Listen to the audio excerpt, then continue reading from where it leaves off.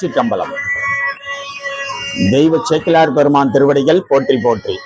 ஐயா, நம்மளுடைய வாழ்க்கையில பாத்தீங்களா ஐயா, ஏகப்பட்ட நோய் வரும் ஒவ்வொருத்தருக்கும். நீங்க ஆஸ்பத்திரியில பாத்தீங்கன்னா ஏகப்பட்ட கூட்டம் உட்கார்ந்து இருக்குது.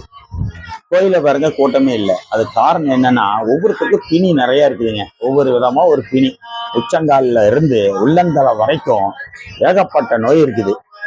நாம சாமி கும்பிட்டு இருக்கிறோம், நோய் தீரணும் தீரணும்னு. ஆனா தீர மாட்டேங்குது. சாமி அருள் பண்ண மாட்டேங்கிறாரு. நாமளும் சாமியை கும்பிட்றோம், தொண்டு பண்றோம், விளக்கு போடுறோம், எல்லா வேலையும் பண்றோம். பிரதோஷத்துக்கு போறோம், அமாவாசைக்கு போறோம் எல்லாம். ஆனா சாமி அருள் பண்ண மாட்டேங்கிறாரு. அப்படின்னா சாமி எப்ப பண்ணுவாரு, எப்படி பண்ணுவாரு அப்படிங்கிறதா இப்ப நம்ம பார்க்க போறோம். நம்ம வழிபாட்டுல ஒரு குறை இருக்குதுங்க. அது என்ன குறை அப்படின்னா, அதுக்கு ஒரு எடுத்துக்காட்டு பெரிய புராணத்துல நம்ம பார்க்கலாம். சாமி எப்படி அருள் பண்ணுவாரு வழிபாடு மூலமா அப்படின்னா, வழிபாட்டுல குறை இருக்குதுங்க.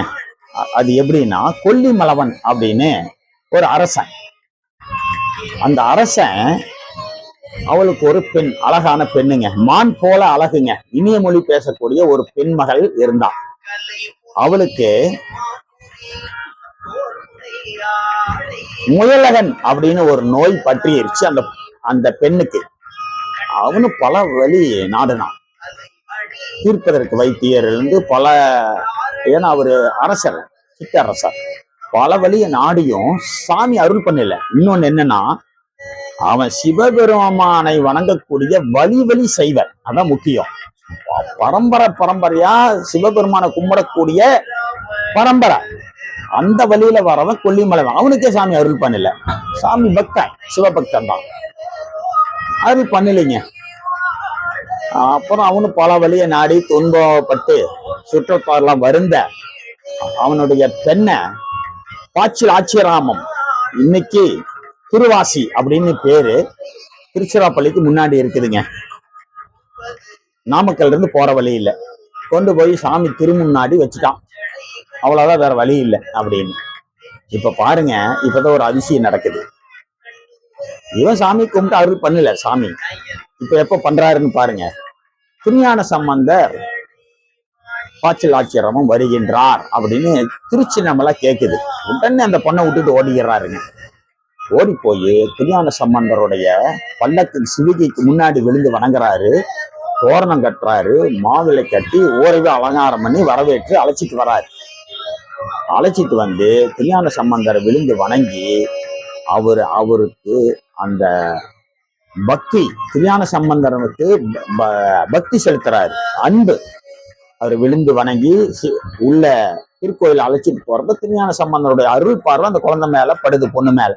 என்னன்னு வினவ கேட்கிறாரு. இப்படி முயலகன் நோயால இந்த பெண்ணு துன்பப்பட்டு கிடக்கிறா அப்படின்னு சொல்றப்ப திருஞான சம்பந்தர் பதிகம் பாடுறாரு, துணிவலர் திங்கள் அப்படின்னு. அதுல திருக்கடைக்காப்பு சொல்றாருங்க, மங்கையை வாட மையல் செய்வதோ இவர் மாண்பு அப்படின்னு பதிகத்துல திருக்கடைக்காப்பு செய்து முடிக்கிறாரு. இப்ப அந்த பொண்ணு எழுந்து நின்று கொடி போல அசைஞ்சு எழுந்து வராளாமா. சிவபெருமான் இப்ப அருள் பண்ணிட்டாரு. இதுக்கு முன்னாடி பண்ணாதவரு இப்ப பண்றாருங்க. அதாவது திருஞான சம்பந்தர் மேல பக்தி செலுத்தின கொல்லிமலவனுக்கு சிவபெருமான் இப்ப அருள் பண்றாருன்னு தெரியுது. அப்ப சிவபெருமான் எப்ப அருள் பண்ணுவாருன்னா, தன்னை கும்மட்டா அருள் பண்ண மாட்டார்.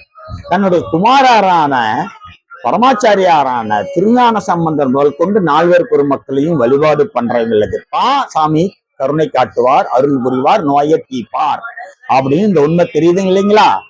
இதுதான் பெரிய புராணம் காட்டக்கூடிய உண்மை நீதி. அதனால நாம திருஞான சம்பந்தர் சாமிகளையும் பரமாச்சாரியாரையும் வழிபாடு செய்தோம்னா சாமி அருள் கிட்டும். நன்றி. திருச்சிற்றம்பலம்.